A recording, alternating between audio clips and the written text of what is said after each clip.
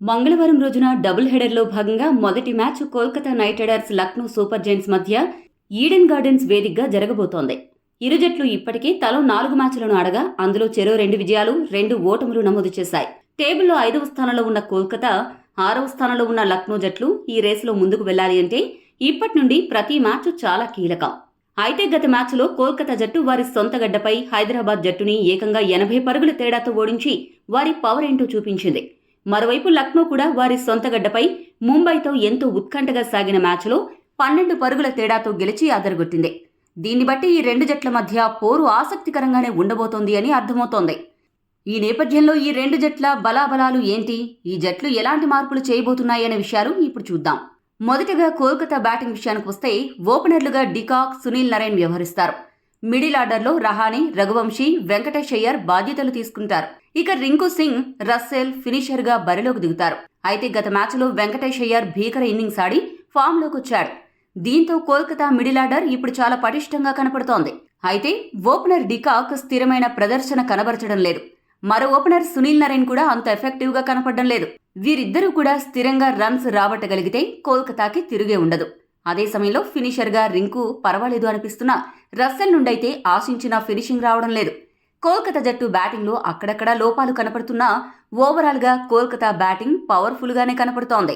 ఇక లక్నో జట్టు బ్యాటింగ్ గమనిస్తే ఓపెనర్ మిచెల్ మార్ష్ తన కెరీర్లోనే బెస్ట్ ఫామ్లో ఉండగా మరో ఓపెనర్ మార్కరం నెమ్మదిగా పరుగులు చేస్తూ తన ఫామ్ని అందిపుచ్చుకుంటున్నాడు. ఇది లక్నోకి చాలా మంచి పరిణామమనే చెప్పాలి. ఇక 3వ స్థానంలో బరిలోకి దిగుతున్న పూరన్ విధ్వంసం సృష్టిస్తున్నాడు. అయితే మిడిల్ ఆర్డర్లో బ్యాటింగ్ చేస్తున్న బ్యాటర్స్లో ఆయుష్ బదోని, మిల్లర్లు అద్భుతంగా ఆడుతున్నప్పటికీ రిషబ్ పంత్ ఫామ్ ఆ జట్టుకి పెద్ద భారంగా మారింది.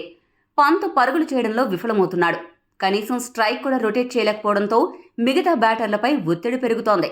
అబ్దుల్ సమద్పై పెద్దగా నమ్మకం పెట్టుకోలేం. లక్నో జట్టు బ్యాటింగ్ బలమంతా ఫారిన్ ఆటగాళ్లపైనే ఆధారపడి ఉంది. ఆ జట్టుకి భారీ పవర్ ప్లే లభిస్తున్నప్పటికీ దానికి సరైన ఫినిషింగ్ మిగతా ఆటగాళ్లు ఇవ్వడంలో వెనుకబడిపోతున్నారు. త్వరగా పంత్ తన ఫామ్ని అందుకోకపోతే లక్నోకి కష్టాలు తప్పవు. ఇక బౌలింగ్ విషయానికి వస్తే కోల్కతా జట్టు ప్రధాన బలం ఆ జట్టు బౌలింగ్ విభాగం. సొంత గడ్డపై జరిగిన గత మ్యాచ్లో కోల్కతా బౌలర్లు అందరూ ఎంతో క్రమశిక్షణతో ఒకరితో ఒకరు పోటీపడి మరీ బౌలింగ్ చేశారు. కీలక సమయాల్లో వికెట్లు కూడా తీశారు.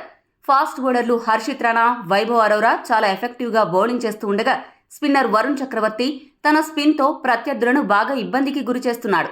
అయితే ఆండ్రూ రస్సెల్, సునీల్ నరైన్ బ్యాటింగ్లో తడబడుతున్నా బౌలింగ్లో మాత్రం సత్తా చాటుతున్నారు. వీళ్లే కాకుండా మొయిన్ అలీ, రమన్దీప్ సింగ్ కూడా జట్టులో ఉన్నారు. మొత్తంగా KKR bowling unit batting unit కంటే పటిష్టంగా కనపడుతోంది. లక్నో బౌలింగ్ విషయానికి వస్తే ఫాస్ట్ బౌలర్లు శార్దుల్ ఠాకూర్, ఆకాష్ దీప్, ఆవేష్ ఖాన్ మరీ అంత గొప్ప ఫామ్లో లేరు. ఎప్పుడు బాగా బౌలింగ్ చేస్తారో, ఎప్పుడు బాగా బౌలింగ్ చేయరో చెప్పడం కష్టం. స్థిరత్వం లేకపోవడం పెద్ద మైనస్. ఇక స్పిన్నర్ దిగ్వేష్ రతి అద్భుతంగా ఆడుతున్నా మరో స్పిన్నర్ రవి బిష్ణోయ్ పూర్తిగా అవుట్ ఆఫ్ ఫామ్లో కనపడుతున్నాడు. లక్నో జట్టులో బౌలింగ్ విభాగం కంటే బ్యాటింగ్ విభాగం పటిష్టంగా కనపడుతోంది. కేకేఆర్ జట్టుతో పోలిస్తే లక్నో బౌలింగ్ విభాగం వీక్గా కనపడుతోంది. మొత్తం అన్ని విషయాలను పరిగణలోకి తీసుకుంటే లక్నో బ్యాటర్లు, కేకేఆర్ బౌలర్ల మధ్య భీకర పోరు జరగడమే ఖాయం. అయితే బ్యాటింగ్, బౌలింగ్ ఇలా అన్ని విభాగాలలో పటిష్టంగా కనపడుతున్న కేకేఆర్ ఈ మ్యాచ్లో గెలిచే సూచనలు ఎక్కువగా కనపడుతున్నాయి. మీ దృష్టిలో ఈ మ్యాచ్లో ఎవరు జట్టు గెలుపును సాధిస్తుందో కామెంట్ చేయండి.